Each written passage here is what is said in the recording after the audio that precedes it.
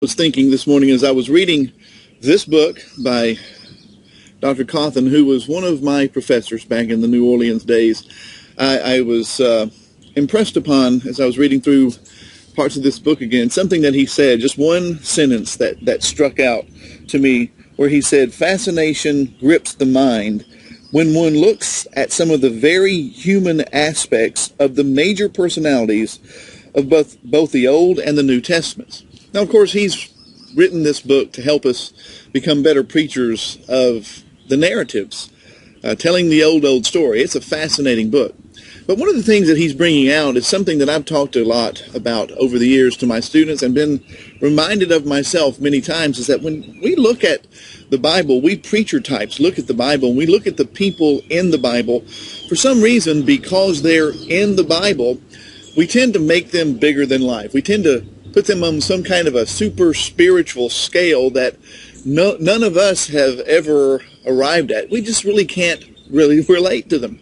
And oftentimes our preaching sounds like that. In other words, when we preach about, for example, the father in the prodigal son. Now, we all know that that father represents God. We understand that. But we make him sound like he represents God rather than being just a real man. We understand the narrative. We understand the story as it's representing God's love for the lost. We get that.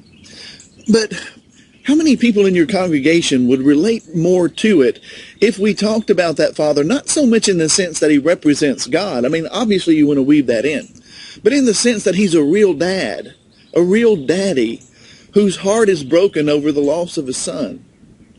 How many parents can relate to having lost children to the wiles of the world?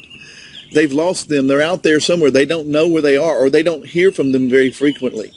You know, what Cawthon is talking about is making the people of the Bible real people, because they were real people.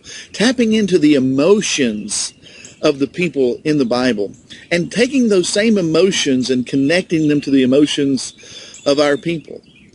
Real preaching, in the sense that we're talking of the realness that people face. Just something I wanted to share with you. Hopefully it's an encouraging word. And by the way, good book to buy. If it came out in 2003. If you don't have it, a lot of food for thought here. All the best.